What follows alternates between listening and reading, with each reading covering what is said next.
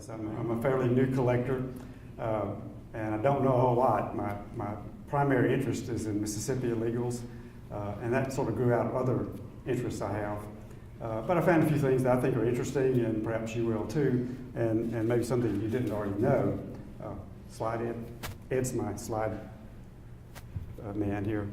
I became a chip collector sort of unexpectedly, well, definitely unexpectedly, and sort of by surprise. In 1974, I was living in Jackson, and I went to an estate sale in an area of Rankin County called the Gold Coast, and it had a history of liquor and gambling over the years. And I knew a little bit about that, but not a whole lot, although I'd grown up in the area. And I went to this estate sale just because I was interested in seeing what they might have. And had I had any clue at all about what was there, you know, I think sometimes about what all I didn't get. But I did buy these 4 chips, and those are the 4 chips I bought. I didn't know what they were, I didn't know the significance of them, or really where they came from, except that they were at this estate sale on the Gold Coast. And I put them in a box and didn't really think about them for a long, long time. About 1990, I started collecting postcards, and I was really interested in the Mississippi Gulf Coast. And searching eBay for Biloxi one day, this yellow Eastside chip shows up, attributed to Biloxi. And I thought, well, this is interesting. I bought it in Rankin County. I wonder what the connection there is. Spent a few years digging around and became more interested in chips from the Gulf Coast. And bought a few more, and then I discovered some of the websites that we have now where you can find information about things. By 2013, I had accumulated a few chips from Mississippi and decided to come to this convention where I met Gene and Ed.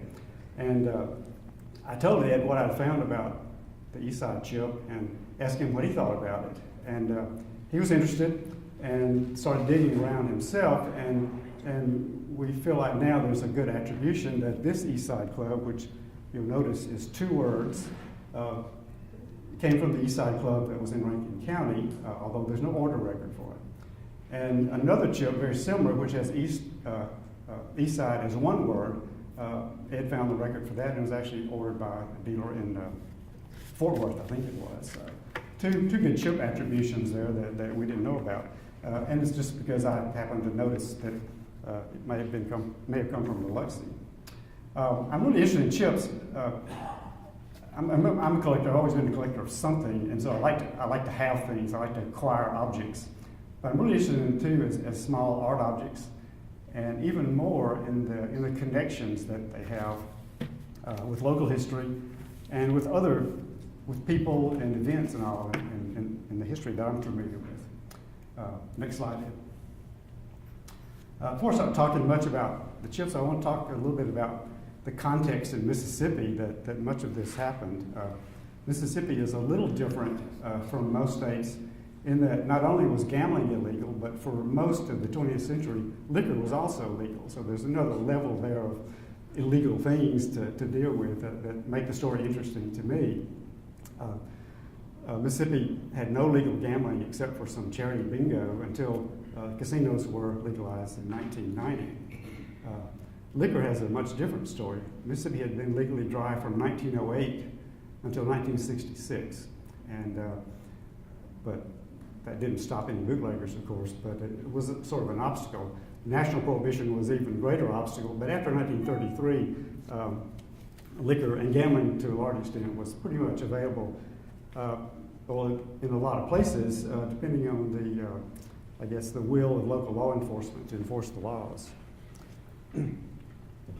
After 1933, bootleggers had a federal liquor stamp, and then later on, in 1950, I think it was, they could get a federal gaming stamp. They could operate pretty well openly in a lot of areas in Mississippi without worrying too much about breaking the law, particularly in places like the Gulf Coast, the river towns along the Mississippi River, the Gold Coast in Rankin County, DeSoto County, other areas like that where there's a real demand for it, and local law enforcement just didn't enforce the laws.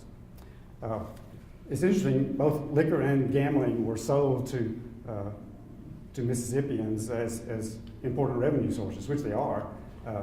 Liquor was very much opposed, but ultimately sold by the legislature to fund education. Gambling was a similar thing, and it turned out to be quite a windfall for the state in 1990. Both have been well managed by the state and are very profitable, but now, of course, those are all just folded into the regular budget, and Mississippi is as poor as it was in many respects.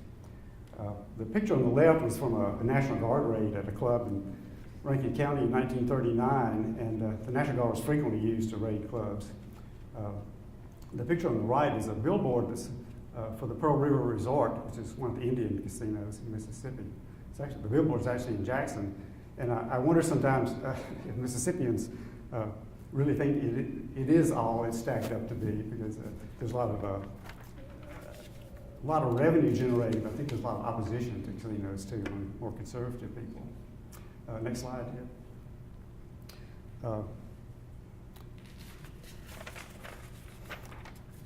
I want to talk a little bit about one of my favorite areas, is the Gulf Coast, and particularly the West Beach, Biloxi area. If you're familiar with the Gulf Coast, there's a man-made beach for about 26 miles from Biloxi over to Pass Christian, and even before the man-made beach was built in the 50s, it was it's always been a tourist area, and Biloxi particularly has had a number of hotels over the years. It's a really popular tourist area until the hurricanes hit, and it's beginning to come back now. I was interested in West Beach, Biloxi, because that generally refers to an area that was outside the city limits of Biloxi up until the 1960s, I think. A lot of advertisements for hotels and clubs indicate they're between Biloxi and Gulfport, and that's particularly the West Beach area. This is a photograph that I found from about 1950, and it shows, that's Highway 90 there looking north. That's Camellia Avenue. The present day Treasure Bay Casino would be just off the photograph here to the left. I'll give you an orientation. I think this photograph is interesting because it shows some clubs that I'm going to talk about a little bit. This building was the Gay Paris Club. The original Plaza Club is this building. Harry Bennett's Paddock Club was on the corner. Harry Bennett's Red Carpet Club was actually in his house, which is back here further along in the block. The Fiesta Club would have been just to the left to this photograph as well. A lot of other clubs a little bit later on were built in this area, which then was outside the city limits. Next slide in. Two interesting resources that I've found valuable for research are these two Senate committee hearings, which you're probably familiar with. You all heard of the Kefauver hearings in 1950 and 51. The one that was conducted in New Orleans focused mainly on Carlos Marcello and his organization over there, but there's some references to Biloxi and Mississippi and his connections, and particularly the wire services that were leased by clubs in Mississippi. They took testimony from 3 people from Biloxi. One of whom was John Bertucci, who was a gambler. The other 2 were ministers who had been opposed to gambling and organized crime. A more useful tool, and sometimes confused with the Kefauver hearing, was the Keesler Air Base hearing, which was conducted the same year, later in that year, by a different committee. Lyndon Johnson was actually the chairperson of the Senate committee, but the only member of the committee that came to do the testimony was Lester Hunt, who was senator from Wyoming. Hunt was also on the Kefauver committee as well. There's a very interesting 10-page transcript of Harry Bennett's testimony in this report, and he goes into a good bit of detail about the Paddock Club and his partnership with Jack Dennis, and operating with wire services and all the business details that he was willing to share at that time. They also interviewed 3 other gamblers from the Gulf Coast, plus a number of public officials. Among other findings in the report, this hearing grew out of the complaints the parents were making against the gambling establishments for fleecing their young sons who were at the Keesler Air Force Base. And they found that they were estimating, I guess, that airmen were spending or losing about $1 million a month in some of these gambling places. And they also found that neither the mayor of Biloxi nor the base commander had done anything about it at all, and didn't seem to be real interested in combating the problem.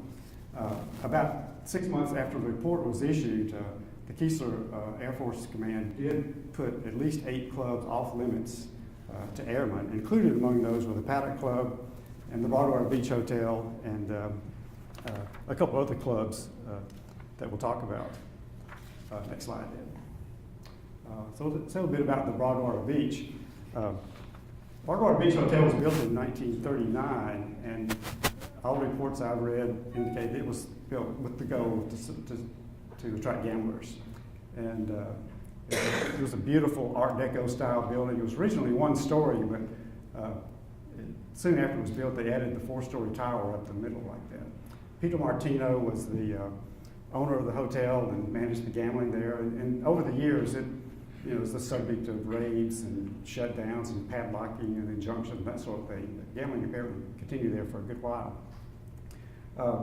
And we have at least one chip in several different colors of the Broadwater Beach Hotel chip. My interest for this presentation was the connection of the Broadwater with Joe Brown, who, y'all know his story here in Las Vegas with the Horseshoe Club. In 1958, he and his wife Dorothy bought the Broadwater Beach Hotel. And I just assumed that gambling and all was continued there. But I really can't find any evidence that he bought any gambling or any more gambling to the Broadwater Beach than was already there. Unfortunately, Joe died less than a year after they bought the hotel, but his wife Dorothy stayed on, excuse me, and in 1962 renovated the whole hotel and decorated it with all this 1960s stuff, unfortunately covering up the original hotel. And it proved to be a good investment because the Broadwater was one of the most popular resort hotels on the Gulf Coast for many years. It later became the President Casino, and there's this really good photograph after Hurricane Katrina that shows the casino barge washed up on the highway right in front of the hotel, and it's all since been torn down. Okay, next slide, Ed. A couple years ago, I did an Illegal of the Day report on the Paddock Club. The Paddock Club was opened in 1950 by Harry Bennett and Jack Dennis. I pointed out to you a while ago where it was on the coast in that aerial photo. It lasted for about 4 or 5 years. At the time I did the report, we had an order record for a chip, and we had several chips that were attributed to the club. But since then, a chip showed up. I hope these images are halfway decent. But this T-Mobile chip, which seems to match the order record that Harry placed in 1950, showed up. So I'm glad to finally have a chip that we can really attribute to the club. Excuse me. Harry and Jack were under a lot of pressure at different times. They were closed down or put off limits by the Keystone Air Base. They'd been hit by raids a few times and shut down. So they closed the club down in '54 and reopened it as the 5 O'Clock Club. It lasted for a couple of years as the 5 O'Clock Club, and there's a chip order for that. I've never seen the chip, but there was a record in the gaming table for a chip order for it. Harry left Biloxi and returned to New Orleans, where he'd come from. He reportedly had worked for worked for Carlos Marcello at the Beverly Club and some other gambling operations along the Gulf Coast. So he returned to New Orleans and ran a booking operation there for a couple of years, or for several years actually. He came back to the Gulf Coast in 1964 and opened the Red Carpet Club. The Red Carpet Club was actually in the house that he had built there on Camellia Avenue, and I read that he remodeled it in 3 large rooms for gaming operations. Gene wrote about the Red Carpet Club in an Illegal of the Day a few years ago, and the trouble that Harry got into with the juice and the rigged dice tables, and he was already under a federal indictment for interstate gaming. He was in all sorts of trouble, and the club was losing money apparently, which is one reason he put the magnet in, which affected the dice throws. Harry was murdered in 1967. Some thought it was because he was about to testify in the federal indictment charges and as a witness for the state, for the federal government. He was murdered though, and everybody attributed that to Carlos Marcello, which is a good attribution probably, given that he was probably working for him. But I had the rare opportunity of interviewing Harry Bennett's son, and we communicated a good bit over a couple of years. And he admitted that there was a connection there with Marcello. He told me, though, that the day after Harry was murdered, Carlos Marcello called him. Harry was Bob, his son, he was an adult. He was a young man at the time, but he was an adult and working with Harry. The Carlos Marcello called him and swore that he had nothing to do with it. So, for what that's worth, it's an interesting story though.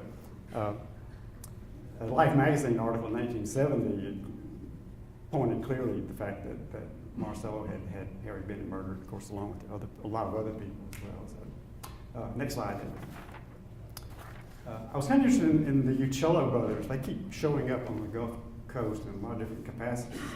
And recently, this chip surfaced, and with some pretty good reason to attribute it to the club. A coin dealer in Biloxi said a guy brought them in and claimed that his father had some connection with the club and had these chips. There were some other chips that we attribute to the Grove Club as well. It was nice to see a new one that had possibly a believable connection.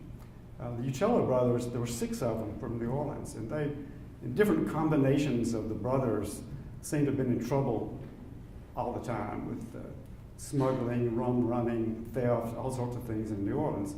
And in the 30s, some of them came over to the Gulf Coast. I'm not sure which pair it was, but Guy was one of the pair who were running a place called Bradley's, which is out on Henderson Point in the west end of the Gulf Coast area. But in December 1937, Guy and probably Lewis opened the Grove Club, and it was at a location about 3 miles north of the beach at that time. And a year or two later, they bought property on the beach or on Highway 90 at Devise Avenue and built this building. Bad photograph I copied from the newspaper there, but I showed it because the club burned, and this is when it was on fire in 1955. So for about 15 years, the club was operational on there, and like the others, it got hit by raids and gambling accusations and Keesler off limits, that sort of thing. It burned in 1955. Guy went on to work at the Gay Paris Club and the Fiesta Club as well, where he got arrested once. And Brother Lewis, smartly, I think, got out of the gambling business and opened a motel, the Sundan Motel, which was a feature in downtown Biloxi for many years. Okay, next slide. I want to talk a little bit about the West Beach troubles. Again, West Beach was sort of the center for a lot of illegal gambling and liquor and nightclubs and things in this period. And they were always in the newspaper for one thing or another. In 1962, Mississippi Governor Ross Barnett, he was a very conservative governor, and he was really trying to appeal to the voters, and decided to do yet another clampdown on the Gulf Coast. And he sent telegrams to about a dozen different club operators, warning them that he was going to shut them down if they didn't cease gambling operations. This is the telegram that John Romeo received. I'm guessing it was identical to all the others that were received. Romeo at the time was operating the Key Club, which was in West Beach, and he had had some success in some other clubs. The Beach Club, BCI Chip here is also one of his places. John's an interesting character, and Ed has written about him as well. He was a former boxer. He grew up in Biloxi. He had been dealing cards and gaming for most of his life, I think. But finally, in 1958, he opened the Key Club, and it was successful, and quite a successful club over the years. Next slide, Ed. There's a little throwaway magazine that used to be put in motel rooms, and they're called This Week on the Gulf Coast, and it's one of these things that looks like it's a mimeograph, but they ran ads for all these clubs in the 1960s, so that's where that's from. Another person that I find interesting on the Gulf Coast is Mike Gillich. He had operated a number of different places in West Beach over the years. In 1961 and 62, he had a place called Chez Joey with another guy called Ronnie Eleuterius. And I found this chip. It's hard to see that it's M&R, and it's a chip that Mike ordered about that time, and Ed speculated that was probably for Mike and Ronnie, so it's probably a good attribution there. Mike Gillich had a place called the Dream Room. He had the Golden Nugget Bingo Hall, which is pictured here. That was on the south side of Highway 90 near Gay Paris. And there's another club on the end of this, but unfortunately I can't read the sign, what it says on that. Mike Gillich is probably most famously known, though, if you know him at all. He was one of the 4 people convicted of conspiracy in the murder trial of Judge Vincent Sherry and his wife in 1983, I think it was. And this was part of the Dixie Mafia crime scene down there reportedly, and several people went to prison over that. But Mike Gillich was one of the characters in there. Interestingly, I think it's his son-in-law wrote a novel, or at least a partly fictitious account. It's called The Dream Room, I think, about all this, which might make interesting reading. Next slide. In 1964, by 1964, after Governor Barnett had threatened to close things down, and a lot of other things going on at the time, a newspaper reporter from New Orleans wrote a report about gambling is wide open on the coast. It sort of flies in the face of everything that the governor had been trying to do. And this article lists a number of different things that this reporter found at different clubs, including gambling, beer drinkers, and prostitution. So it's clear that Governor Barnett had little effect on this. And it specifically mentioned the Gapery, the Key Club, the Raven Club, and the Fiesta Club. All of those are pretty well-known clubs. So, next slide. I'm switching now to my favorite area, which is the Rankin County Gold Coast. The Gold Coast is, let's see if I can get this thing to work up here. The city of Jackson is right over here, and in Hinds County. And Rankin County, the line of Rankin County is the Pearl River, which runs along here. At the time, though, all this was going on, the Pearl River channel, the main channel, was over here. And the Gold Coast was pretty much this 2-mile stretch along what was then Highway 80 and Casey's Lane, Fannin Road, and what was then US 49 South. And those roads are all still there, but they've been replaced by interstates and modern roads.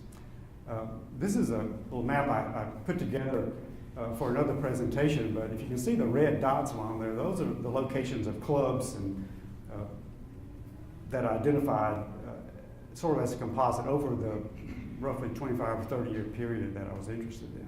So there are a lot of clubs over there, and then a lot more that I knew about, but I didn't know exactly where they were. City directories are really helpful here because they give you the street numbers. Rankin County law enforcement was up and down, mostly down in terms of enforcing laws, and this area being right across the river from Jackson, drew most of its customers from Jackson, as well as a lot of tourists. Next slide. And my favorite character on the Gold Coast is Doc Steed. James Hudson Steed came to Rankin County about 1935. He was from Arkansas, and he had served at least one federal prison stint for narcotics violations before he came to Mississippi. He was born in 1898, I think it was. So he was an adult when he came down here. He either bought or built the Maple Grove Inn. Maple Grove was in existence at least by 1934. And like I said, he either bought it or built it. But he developed it into quite a big club, and there was gambling and liquor and dancing and orchestras there. It was quite an attraction. And this chip is one of those that was found at this estate sale, so I feel like that's a good attribution. Another bootlegger burned it down, or was accused of burning it down in 1937, and he rebuilt it. And this is the rebuilt Maple Grove Club. Just to the side, almost every picture I've found along the Gold Coast is taken during a flood because it's so prone to flooding. It seems to be the only time they took pictures. You see this boat out in front of it. This is actually on Old Brandon Road. It sets back a bit from the road. Steve continued to operate the Maple Grove in this building and actually lived there as well. And in 1939, a couple of years or so after he rebuilt it, there was a big raid. I think if you go to the next slide, Ed, let's see. Yeah, he published this ad in June of 1939, advertising sort of the reopening of the Maple Grove Club. And 2 days later, Governor Wright sent about 150 National Guardsmen over to the Gold Coast, and they raided 20-something clubs, arrested everybody they could, and particularly in the Maple Grove, they destroyed this brand new elegant bar, all the gaming tables, and all the liquor stores too. To my knowledge, Steve never reopened the club as a club in that respect. He continued to live in the building and probably had was selling liquor there and probably running some games, I suspect too, but it wasn't never reopened as a club the way it had been. Steve was involved in a number of other clubs like the Blue Peacock. He had a place called the First Place, and now we know the East Side Club as well. And he's also apparently in the loan business. I'm not sure what that means. Okay, would you go to the next slide? Over the years, I've tried to piece together what I can about the chips that are connected with Doc Steve. And so this is kind of what I found so far. The 5 chips on the left are ones that I think have a real strong attribution to Steve, or that we know in fact were ordered by him. The Maple Grove and the East Side I've already talked about, and I feel pretty confident about those. And Ed and Gene helped me with Mason records for these other 3 chips. The F chip, F in a diamond, S in a diamond, and JS in a circle were all ordered by Steve between 1936 and 1940. The S and the JS are, probably his initials. The F was a little bit of a puzzle though, but there was a place he had called the First Place. And literally it was the first place on the left after you cross the river, across the bridge into Rankin County, so maybe that's the connection. The 7 chips on the right though are connected with him only because they were found among the chips in his estate. Not by me, but by other people I've talked to, and so I sort of put this group together. And you'll recognize some of them, I think. The Christmas Seal 100 stick box, there were several of those found there. That's the one that's we generally associate with the Balinese room in Galveston. There's some evidence Steve was in Galveston in the early 50s, but I'm not taking it any further than that. I don't know. The Club Forest chip is actually the one that's attributed to the Club Forest that was in Monroe, Louisiana. There's one in New Orleans, there was one in Monroe. There's also one actually in Jackson for a short time. I think I can't see it very well. I think this is the Uncle Bud's Cabin chip. It's from Osaka, Mississippi. That's not uncommon. And I can't see that chip head. Can you see it well? Carter's. What? Carter's, yeah, Carter's is associated with the Carter's in Biloxi. The TT chip was for Thomas J. Tillman. He was a local Gold Coast operator, well, not really an operator, a character. And the DB chip we found was ordered by E.F. Ray in Covington, Tennessee. Winds up in Rankin County, Mississippi. The D core chip, I don't know. It's fun to speculate about who that is, but I don't have a clue about that one. But several of those are found also in blue. I'll talk about TT, Thomas Tillman, in just a second. But I had the occasion to interview Doc Steed's son a couple of times as well, and he was very open. He unfortunately didn't remember as much as I'd hoped, mainly because he was kind of estranged from his father for a while. But he did tell me that Steve, and he remembers this in the 60s, late 50s and 60s, was traveling around, running games at other clubs. And so I can imagine he was picking up chips at all these places as well. I'm not sure how that works exactly, but he also told me that, like Harry Bennett, Steve had a rigged dice table at Maple Grove that he would invite select friends in to play. So, great story. Next slide. Yeah. I wrote too about Sam Sini and Dick Kent on the Gold Coast. This is a guy, Sam Sini, pictured on the right here. I found this picture since I wrote that too. This is probably one of his clubs. He had 2 or 3 different clubs on the Gold Coast. The Shady Rest, the Spot, and one called Jeep City. And he probably had some others that we don't know much about. In 1936, his partner, Dick Kent, ordered this chip, and it's the one that it's K plus S. And I feel certain that stands for Kent and Sini. They were partners not only in gambling, but in the liquor business. In fact, they got together because Kent, who was from Kentwood, Louisiana, was smuggling liquor into Mississippi, selling it to bootleggers like CC and some other people on the Gold Coast. I really don't have much to associate CC with gambling other than this one chip, although it's likely and that he was involved in gambling based on the newspaper reports. His claim to fame is the famous shootout that he and a local constable had in August of 1946. We don't know the details, obviously, but they had a confrontation at the Shady Rest Club that night, got into a fight, both drew guns and killed each other on the dance floor right there in this big crowd of people. I had the occasion to interview Sam's younger sister, who was there that night, and told me some of the things that she knew about it, but it was, when something like that happens in a big crowd of people, you don't know what's going on until the shots have been fired. So. Next slide. Here's a few other Gold Coast chips that I don't know too much about, but I want to say something about. The Woodland Club chip, there was a Woodland Club. It was down actually near the Shady Rest on Old Highway 49 South. George Hammond was the operator of the club.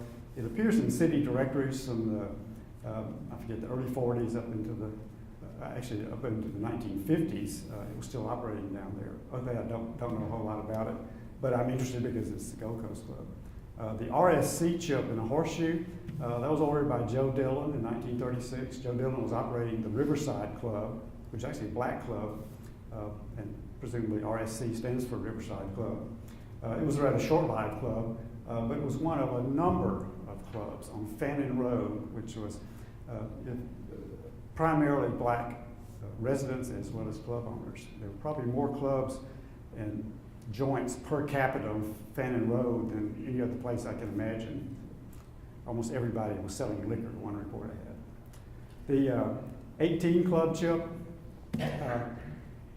about a year ago, a bunch of chips came up on eBay, all with Gold Coast connections. And fortunately, I was able to get some of those. I passed over this one, though, because I didn't recognize it and didn't think anything about it. And only after that did I find a reference to Club 18 on the Gold Coast. So if you got that chip and would like to make a handsome profit, please see me after the talk. The TT chip, I mentioned a while ago, Thomas J. Tillman he was on the Gold Coast. I'm not really sure what he was doing, but his claim to fame is the fact he murdered Denton Heydrich, who was the younger brother of Big Red Heydrich. And Big Red was the biggest bootlegger on the Gold Coast. He had been there since the mid-1930s, and he stayed in business literally to the last day, which would have been June 30th, 1966, before liquor was legalized. There's a big newspaper article about him and this big sign he put up in front of his joint, talking about the demise of liquor in Rankin County. But Tillman was convicted of murder. He served 5 years in prison. In 1946, when he got out, he ordered this chip. But I don't really have any, other than the chip, I don't have any connection for him with gambling. He ordered another chip in 1949 with just the letter B on it. I haven't seen that chip. So. He kind of goes off the radar. He lives in Jackson there for a few years. He works for a vending machine company. And then I don't find anything about him until the mid-60s in New Orleans. And he places a chip order down there and a couple of newspaper articles where he got in trouble with the law for gambling. And then he goes off the radar again. So he's a sort of a mysterious character that we just don't know much about. Next slide, Ed. William Taylor was a kind of a surprise to me. I had tried to collect all the order records that I could for Mississippi deliveries and sort of putting them in alphabetical order by hot stamp. I wasn't making the connections, but then I realized William B. Taylor showed up on 4 of them, so I went back and sort of assembled them together. And first of all, I realized I didn't really know much about him, if anything. But he placed these 4 orders all in around 1940, 42, in that area, in that time period. One of which is for the local Elks Club, number 416. There's a Crest and Seal chip that we know about from that club, from the Elks Club. I've never seen this one. And then these three others with, three letters on that we don't know what they are. I did a little digging around, and at first I thought these were just maybe ordered sets for home games, and these were gifts for friends. But it turns out Taylor was involved in gambling. The city directory is listed as a broker, but he was in 1958 he was summoned to appear before a federal gaming hearing in Indianapolis. At that time, he was pretty old, but he and got out of reporting because of his arthritis. He is listed as a holder of a federal gaming stamp in 1952. His son was also a federal gaming stamp holder as well. I don't know anything about these guys. They're right there under my nose. 905 Belhaven Street it was then and still is a fashionable neighborhood in Jackson. The house is still there, by the way. But I haven't been able to find out anything else about the Taylors, but there was something going on there with them. Next slide, Ed. Similar thing for Sam Presley. We have these two chip orders for Sam, both delivered to the Walthall Hotel in about 1940. And I forgot to point out, it's maybe hard to see, but chips that have a little border around them are images that Ed supplied for me, thank you, or Gene, so thank you, Ed. Sam Presley, I don't know much about, but he may be the same Sam Presley, next slide, Ed, that was operating the Sage Patch Club in near Pascagoula, Mississippi in 1950, early 50s. Governor Coleman made an example of his raid on the Sage Patch Club and used this as example and warning to the Gulf Coast clubs about what can happen. I don't have a chip from the Sage Patch. I did find Paradise, actually. I wanted to include this picture of the Walthall Hotel, too, because so many chips got delivered to the Walthall Hotel. It's on Capitol Street in Jackson. The building is still there, but it's been remodeled, so many times it's hard to tell what it was. But it apparently was a popular drop-off point for gamblers and their chip orders. Next slide. I became interested in the Anchor Club after I managed to get all three of these chips that were connected with it.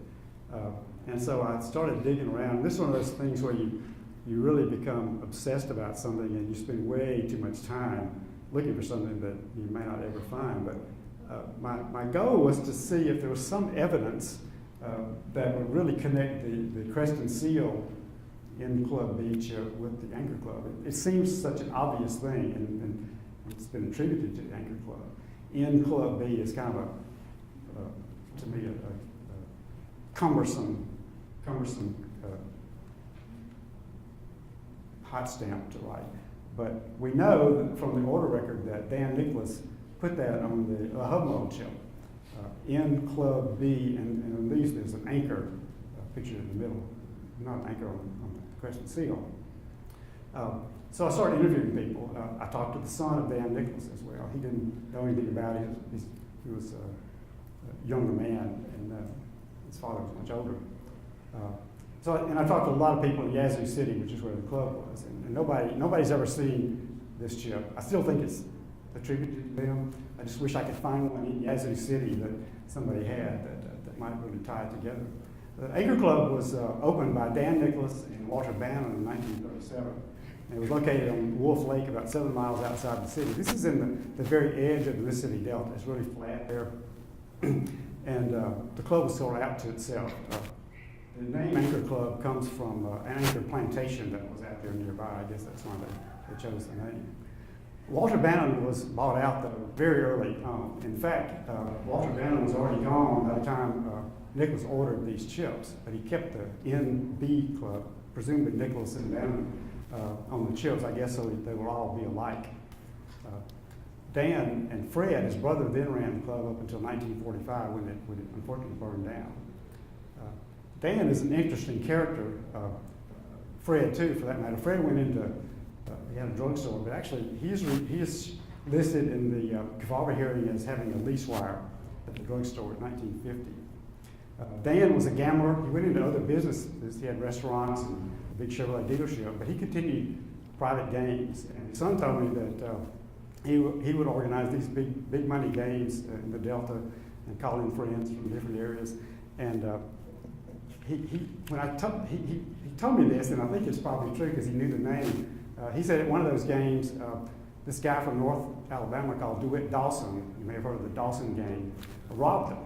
And he came in, made them take all the clothes off, took their money and left. And when he told me he knew the name DeWitt Dawson, I felt like, well, that's probably true. That's kind of an odd name.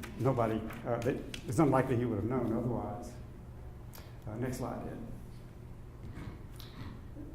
Probably all y'all have, you collect Eagles. The Eagles have the red Rising Sun chip, but you may have the black one too. I don't really have anything new here about the Rising Sun Club. It was located about 4 miles south of Greenwood, Mississippi on Highway 61, which is the blues highway through the Mississippi Delta.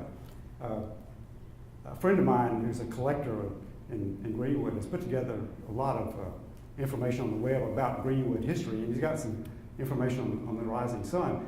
But I thought it was wonderful that he found this picture of it, and I'd never seen that before. That was the Rising Sun Club right there, located on Highway 61. The Rising Sun Club opened in 1940, I think it was, and it was around at least until the early 50s. I've not found any information about any arrests or anything like that for gambling, although they obviously had it there. But it was a pretty big name club. I found one ad where Jan Garber, who was a real well-known orchestra leader in the 40s, appeared there. All right, next slide, Ed. In 1938,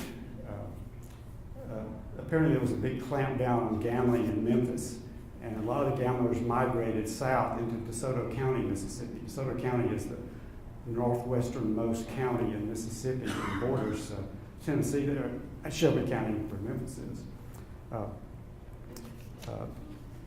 In 1938, some DeSoto County law officers served warrants on about 10 gamblers in Memphis for operating clubs in DeSoto County. Among those clubs were one called the Shanty, and the Paddock, and the Mississippi Club. Some of those guys never showed up for the warrants, and among them was Bob Berryman, John Phillips, Albert Barasco, Lucian Lauder, and Eddie Roten. And those are names you may be familiar with because Gene wrote in the Legal of the Day on the Memphis clubs and Bob Berryman a couple of years ago and talked about their operations in Memphis. Well, they had them in Mississippi as well. And for a couple of years, the law officers in Memphis and DeSoto County sparred with each other about complaints about the gamblers in Mississippi and the Memphians coming into Mississippi. At one point then, the sheriff of Shelby County put up this big billboard on Highway 61 for people coming into Mississippi, and the text of it is in this article I found in 1941. It talks about the thieves and the thugs and the gambling dens in DeSoto County, warning the Memphians not to go there. Well, as you might imagine, the sheriff of DeSoto County took issue with that and warned them that they should take it down. They, in fact, did tone down the wording a little bit in a later sign. The sheriff of Shelby County threatened to bring law enforcement into DeSoto County and attack them, but that never happened as well. Fortunately, it didn't. It's unfortunate that the Memphis Commercial Appeal is not one of the newspapers that's available online. I wish it were, because we might be able to piece this story together a little bit better. So it's hard to know exactly what happened, but there were a number of clubs in DeSoto County that were run by Memphians. If you go to the next slide, Ed, the two of them that we have chips from, pretty common, the Kennel Club and the El Dorado Club. The Kennel Club was located at Byhalia, Mississippi. I did find a reference to an article where it was robbed by 6 Chicago gunmen in 1950, and the newspaper at the time described it as a luxurious, swanky dining and gambling hall in Byhalia, which is in DeSoto County. And it's one of those that is subject to a judge's orders at some point or another. The gaming table indicates that the Kennel Club became the El Dorado Club, and the El Dorado Club is connected with the JJJ chips. They're fairly well known. The El Dorado Club was in operation at least in the early 50s. I'm not sure what time. Again, it's one of those I haven't been able to find much because we don't have Memphis newspapers. But interestingly, in another illegal of the day, that Gene wrote about a hoard of chips that was found in Illinois. I think this is right. And a law officer, Elza Brantley, had apparently collected these or accumulated. And among them were the JJJ chips, as well as this die. And so, it's beginning to wonder, how did they get up there as well? Well, we don't know that, but it is an interesting story. For me, the interest here, though, is the connection with the Gold Coast. In 1938, the newspaper reported that Doc Steed from Rainey County was the owner of the Mississippi Club in DeSoto County. And he was being sued by a woman who claimed to have been beaten up by John Phillips, the guy that Bob Berryman murdered. So, again, these connections are really what fascinate me, and I just want to know more about them. Next slide, Ed. There's two more chips I want to mention briefly. Uncle Bud's cabin chip, those are fairly well known. Uncle Bud was actually L.F. Bernardo, and he had this place, which was literally on the state line between Pike County, Mississippi, and Tangipahoa Parish in Louisiana. And one story I read was that the club was built so that the front door was in Louisiana, but the gambling and liquor was in Mississippi, and that Louisiana law officers wouldn't go in because it wasn't in Mississippi, and Mississippi officers wouldn't go in because they had to go to Louisiana to get there. So that seems rather far-fetched, but it makes a good story anyway. The other chip is the ZZZ chip, and that's the last chip I want to talk about. There's no real story here. It was delivered in 1958 to Elmer Smith in Meridian, Mississippi. In 1958, there were a number of crackdowns on gambling in Lauderdale County, which is where Meridian is. I really don't find much about Elmer Smith or ZZZ, except that it is, in fact, the last chip that's listed in the gaming table, which is another distinction Mississippi has for being last in something. Next slide. I want to talk a little bit about what I found really useful in our own research, and it's no surprise to you guys, I'm sure. But as a fairly new collector, I'm amazed at how much stuff is out there and how much we can find about the chips and the clubs. The Preserving Gaming History order records are amazing, and we all waiting for the day when all the Mason records will be out there available as well. But I tried to piece together all the Mississippi records I can find, and there are quite a few. Well, I'd say quite a few for Mississippi. I found about 225 order records that were delivered to Mississippi at different times, which is, of course, we don't have all those chips. It'd be nice to have them. I mentioned the newspapers. I subscribe to a couple of online newspaper databases, and they are invaluable if they cover the city or the state that you're interested in. Jackson, or rather Mississippi, doesn't have a lot of coverage, but Biloxi, which is a big daily paper, has really good coverage of the Gulf Coast, and a few other cities, Laurel, Hattiesburg, and Greenville, who pick up a lot of stories from Jackson, so there's some information there. I talked about interviewing people, sons of 3 gamblers in Mississippi I've been fortunate to know and to talk to, and other people that were connected with some of the bootleggers and gamblers that I'm interested in, I've been able to talk to and track down. But, they're getting old now, so you need to not wait too much longer. The Illegal of the Day series that Gene's been hosting, it's a wonderful source of information, and every time I read one, I want to go out and find more, even if it's not a Mississippi chip. It's really great. And Gene and Ed themselves have been great help to me. They have such a wealth of information and knowledge about chips from all over the country, and I appreciate their help and advice. And talking to other collectors too. I've met some of you guys and some collectors in Mississippi and Louisiana who know a little bit here, and they can sometimes know, if nothing else, they might know the provenance of the chip, where it came from, and you can make some associations there. But I appreciate all your help and helping me out, and I really enjoyed this. Next slide, Ed. And I'd like to thank again Ed and Gene, and also my friend Norman Carnival in Biloxi, who got me some of the Gulf Coast things. So, thank you again for coming this morning.